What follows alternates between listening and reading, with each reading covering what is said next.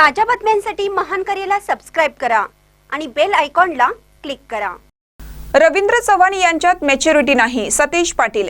भाजपची ही वैचारिक दिवाळखोरी आहे। मुख्यमंत्र्यांना रवींद्र चव्हाण यांची भूमिका मान्य आहे का हे स्पष्ट झालं पाहिजे। केंद्रातील भाजपच्या नेत्यांनी याबाबत आपली भूमिका स्पष्ट केली पाहिजे।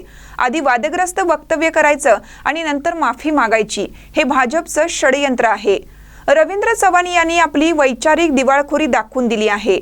रवींद्र चव्हाण यांच्यामध्ये मॅच्युरिटी दिसत नाही, असं आमदार सतीश पाटील यांनी सांगितलं। पाहूया ते काय म्हणतात।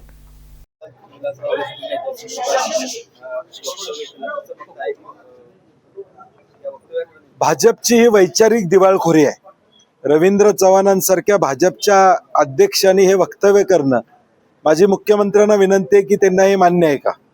देश पातळीवरच्या भाजपच्या नेत्यांनी या ठिकाणी सांगितलं पाहिजे, दानवे साहेबांनी बोललं पाहिजे, गडकरी साहेबांनी सांगितलं पाहिजे की रवींद्र चव्हाणांचं वक्तव्य त्यांना मान्य आहे का। भाजपचं षडयंत्र काय, इतिहास पुसायचा, त्या व्यक्तिमत्वाबद्दल एखादी गोष्ट बोलायची आणि मग नंतर सावरासावर करायची, परंतु त्या व्यक्तीबद्दल या ठिकाणी काहीतरी चुकीचं बोलायचं आणि एक समाजामध्ये वेगळं वातावरण करायचं। आणि रवींद्र चव्हाणांच्या या वक्तव्याचा काँग्रेस म्हणून आम्ही जाहीर निषेध करतो। या महाराष्ट्रातली तमाम जनता त्याचा निषेध करते, कारण की सामान्यांचा मुख्यमंत्री म्हणून विलासराव देशमुख साहेबांची ओळख या महाराष्ट्राला आहे। आणि म्हणून असं वक्तव्य करून मला वाटते त्यांनी स्वतःची बौद्धिक क्षमता काय हे महाराष्ट्राला दाखवून देण्याचं काम केलेलं आहे।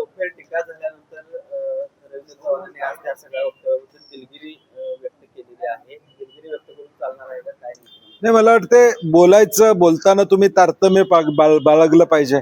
तुम्ही आता एका प्रदेशाच्या पक्षाचे अध्यक्ष म्हणून तुम्ही काम करतायत। नगरपालिका नगरपंचायतीमध्ये पण त्यांची वक्तव्य आम्ही त्या ठिकाणी बघितली।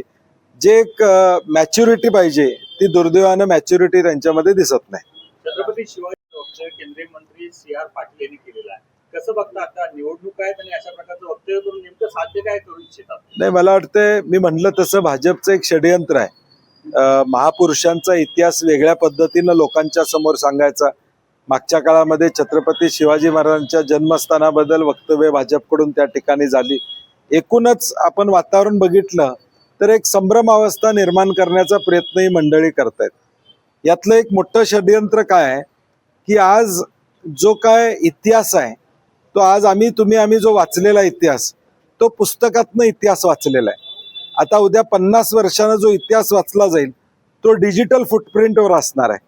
आणि आता हे षडयंत्र आहे भाजपचं की डिजिटल फुटप्रिंटवर अशी वक्तव्य करायची आणि चुकीचा इतिहास समोर आणायचा, जेणेकरून 50 वर्षानं तोच सत्य वाटेल, अशा पद्धतीचं हे एक षडयंत्र आहे। हा 100 वर्षाचा प्लॅन आहे।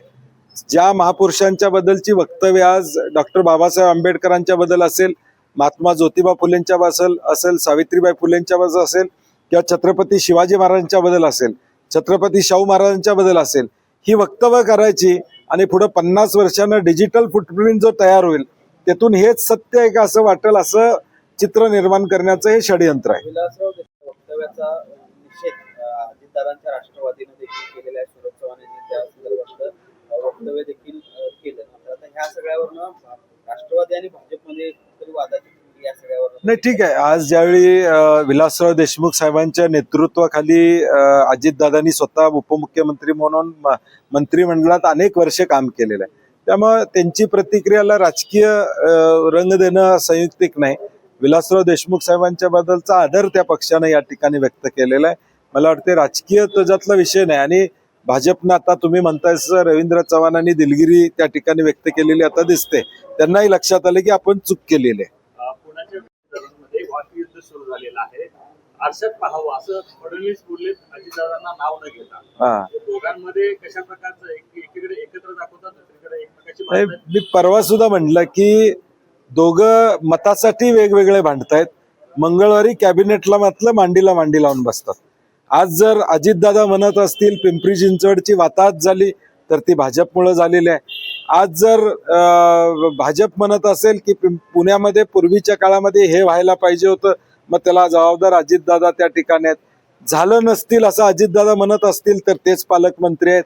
त्यामुळे सगळं जे काय आहे दोषारोप दोघांनी आरशासमोर उभारून एकमेकाला बघावं अशी आमची विनंती आहे। आमच्या विरोधात जाणार असेल तर आम्ही देखील तुमच्या विरोधात जाऊ करावं असा आशिष शेलार थेट इशारा राष्ट्रवादीला देऊ इच्छित. नाही, मला वाटतं इशारा देण्या मतापुरता 15 तारखेपर्यंत इशारा देण्यापेक्षा मंत्रिमंडळातून बाहेर पडावं.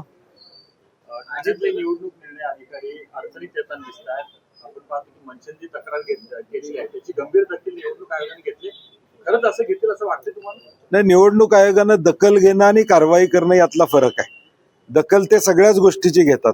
आम्ही शिष्टमंडळ घेऊन जातो त्यावेळी त्याची दखल घेतात. आम्ही निवेदन देतो त्याला पोच देतात. आम्ही निवेदन दिलं त्याचं पत्र आम्हाला मिळतं, परंतु कारवाई काय होते त्याच्यावर निवडणूक आयोजकाची स्वायत्ता आणि पारदर्शकता या ठिकाणी ठरणार आहे.